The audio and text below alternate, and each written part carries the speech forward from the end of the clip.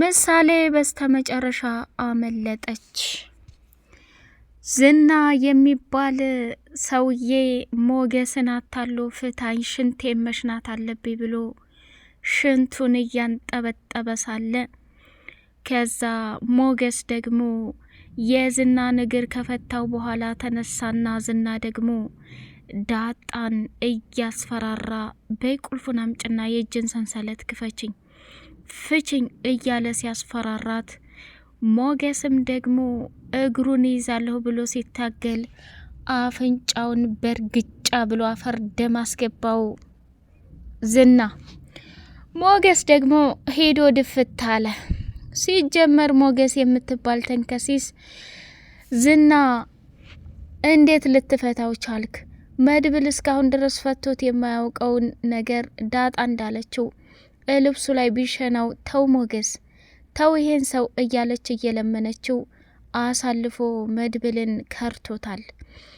ባለፈውም እንግዲህ ብሩኬ እንደነበረ የገዛ ሚስቱን የብሩኬን እያማገጠና እንዲሁም ደግሞ ከብሩኬ ጋር ከባድ ችግር ፈጥሮ ጓደኛውን ከርቶት ነበር። ብሩኬ ግን የዋህ ስለሆነ በይቅርታ ለምኖት አብሮ ጓደኝነታቸው ቀጥሎ ነበረ። አሁን ደግሞ መድብል መከራና ስቃይ በልቶ የያዘውን ዝና ህይወቱን መስዋዕትነት ከፍሎ ዝናን እያሰቃየው በነበረ ጊዜ ሞገስ ግን አሳልፎ ፈታው ማለት ነው። አሁን መድብልና ሞገስ ከባድ ጦርነት ነው የሚከፍቱት። ባለፈው እንግዲህ ዝና መድብል አንድ ሚስጥር ልንገርህ፣ የብሩኬን ሚስት ማህሌትን ያባለገ ፎቶዋን በሚዲያ እየበተነ ሞገስ ማለት ከባድና ኃይለኛ ሰው መሆኑን ማወቅ አለብህ። ምክንያቱም አሁን ላይ ብሩክ ያለበትን ቦታ እሱና ማህሌት ጠንቅቀው ያውቃሉ እያለው ነበር። ከዛ ያንን ነገር አሁን እንደሚያስታውስና ለሞገስ ከባድ ፈተና እንደተዘጋጀለት ግልጽ ነው። ዳጣ እኔ ከዚህ መከራና ፈተና አውጡኝ የለሁበትም እያለች እየተማጓጎተች ነበር። ያም ነገር ሳይሳካላት እሷም እዛው አብራ ጉር ሆናለች ማለት ነው። እንግዲህ መድብል ጀግናው ደግሞ ከኋላ ፖሊስ ይዞ መጥቶ ምሳሌን በጓደኛው በኩል ተለቃ እያመለጡ ሳለ መንገድ ላይ የካሌ ሞሴሳ ወይንም የዝና ሰዎች በር ላይ ይዘውት ነበረ። ግን ዝና የሚባል አውሬ በፍጹም እንዳያመልጥና እንዳይሄድ መድብል ፖሊስ ይዞ መጥቶ በፖሊስ ወጥመድ ውስጥ አስገብቶታል ማለት ነው። ሰላም ሰላም ሰላም! ውድ የተከበራችሁ የስጦታ ሚዲያ ቤተሰቦች እጅግ በጣም ተወዳጁና በጉጉት የምንጠብቀው የምሳሌ ድራማ እንደቀጠለ ይገኛል። ቻናሉን ላይክ፣ ሰብስክራይብ እያደረጋችሁ አበረታቱን። ጀግናውና አንበሳው መድብል የረጅም ጊዜ ወዳጁን አግኝቶ እስር ቤት አብረው ስለታሰሩት ሰዎች እየጠየቀ ሳለ እከሌ እንዴት ነው እያለ መጠየቅ ጀመረ። ይኸውልህ ወዳጄ እኔ መቼም የዋልኩልህን ውለታ መቼም ቢሆን አትረሳውም። አሁን ደግሞ ከባድና አስቸጋሪ አጣብቂ ፈተና ገብቻለሁ። ይህንን ደግሞ በአደራ መልኩ እንድታግዘኝ እፈልጋለሁ። ምሳሌ ታግታ እየተሰቃየች ነው። ብሩኬ ደግሞ ለረጅም ጊዜ እየፈለግኩት ይሄው ያለበት ቦታ ይሞት ይዳን በህይወት ይኑር ማንም የሚያውቅ የለም እና እባክህ እንድትተባበረኝ እፈልጋለሁ። ብቻዬን ግን ደከመኝ፣ ምንም መፍትሄ ያመጣሁት ነገር የለም ብሎ አለው። የኔ ወዳጅ መድብል አንተ ፈተናዎች ቢደራረቡብህም በጣም ጀግናና ታታሪ ነህ፣ እጅ አትሰጥም። አሁንም ቢሆን እመነኝ፣ አንተ የምትለኝን በሙሉ አደርጋለሁ። አየህ መድብል እኔ ለረጅም ጊዜ ፊቴን ማንም ሰው እንዲያየኝ አልፈልግም። የማደርጋቸው መጥፎ የሚሆኑ በጎ የሚሆኑ በኋላ መስዋዕትነትና ዋጋ እንዲያስከፍሉኝ አልፈልግም። ስለዚህ እመነኝ፣ ምሳሌ ያለችበት ቦታ ላይ ለማውጣት እንሞክራለን። አሁን ዋናውና ትልቁ ነገር ማህሌት አግኝቼ ላወራት ፈልጋለሁ አለ።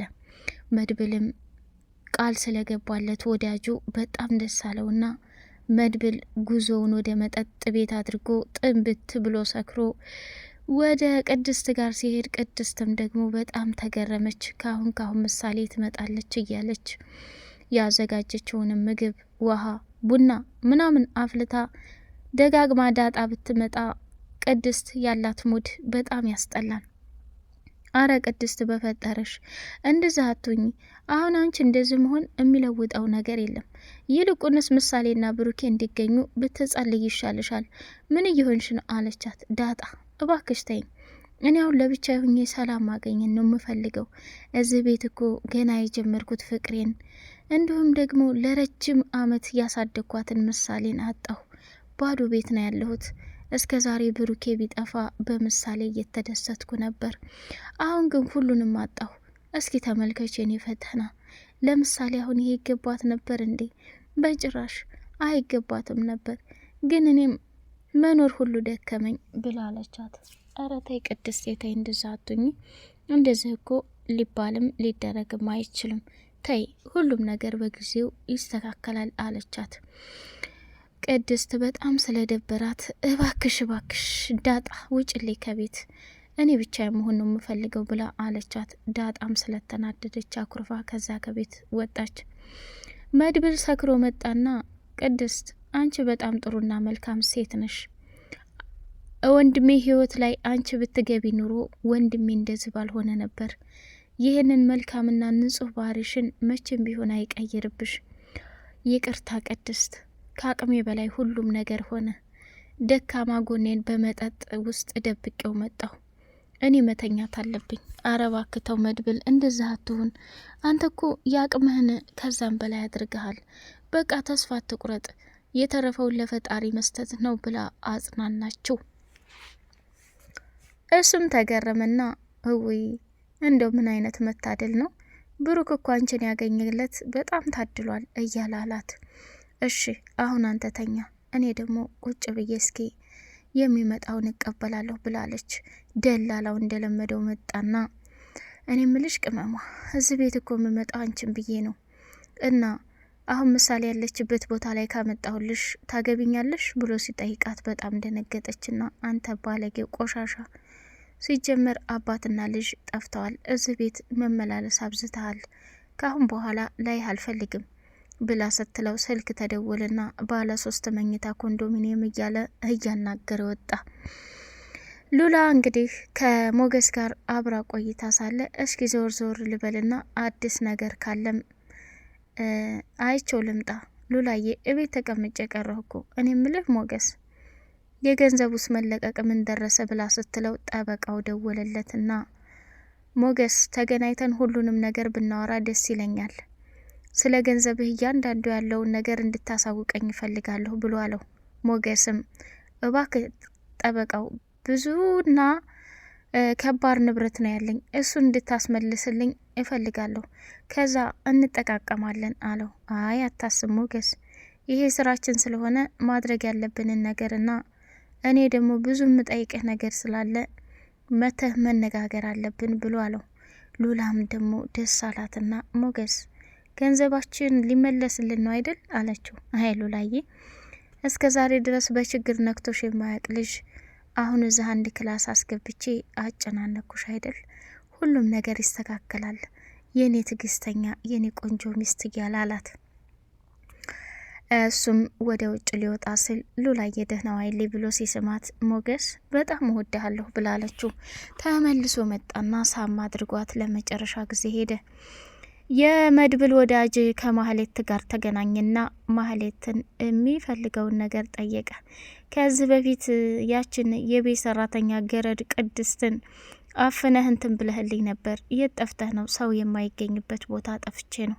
አሁን ደግሞ ገንዘብ ሲያስፈልገኝ መጣሁ። እንደውም ጥሩ ሰዓት ነው የመጣኸው። የዛ የብሩኬ ወንድም መድብል ስቃይንና ፈተናዬን አብዝቶታል። እሱን ደግሞ እንድትገልልኝ ይፈልጋለሁ። የመጀመሪያ ስራህ የሚሆነው እሱ ነው ብላ ነገረችው። ከዛ እሺ ብሎ ተስማማ። ግን መጀመሪያ ምሳሌ እኔ ያለችበት ቦታ ላይ ልውሰዳትና ከዛ ና ልጅህን ውሰር ብለን ስንደውልለት እዛ ቦታ ሲመጣ ሁለታቸውንም እገላቸዋለሁ አታስቢ ብሎ አላት። በጣም ደስ አላት ማህሌት። ኤፍራታ ያለችበት ሁኔታ በስተመጨረሻ አለቃቅሳ ምን ብላም እንዲሁም ደግሞ 24 ሰዓት ተሰታ ዝና ያለበት ቦታ ላይ ጠቁማ እንዲወጣ ተነጋግራ ከዛ ከታገተችበት ስቃይ ላይ ወጥታለች ማለት ነው። መጨረሻ ላይ ለመድብል ደወለችና መድብል እኔ ያሳለፍኩት ስቃይ ቀላል አይደለም፣ ተደብቄ ነው የኖርኩት፣ ላገኝ እፈልጋለሁ፣ ብዙ ነገሮች አልፈውብኛል እያለች አለችው። ኤፍራታ በኋላ እንገናኛለን፣ አሁን አስቸጋሪና ከባድ ውስጥ ነው ያለሁት ብላ ስትለው ሞገስ ደግሞ አብሮ ነበርና ምንድነው መድብል ምን ተፈጥሮ ነው ሲለው አኩኩዬሽ ጨዋታ ብሎ አለው። ይሄ ነገር አስቀይሞታል መሰለኝና ሞገስ ዝናን የፈታበት መንገድ አልገባኝም። አሁንም ቢሆን ዝና ሞገስን እያሳደደ ማንቁርቱን እንደሚይዘውና ሉላ ያለችበት ቦታ ላይ ተቀብሎ እንደሚበቀለው ግልጽ ነው።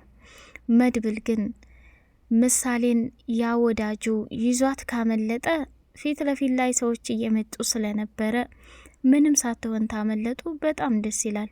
ሆነም ግን ለመድብል አጋዥ በመምጣቱ እጅግ በጣም ደስ ይላል።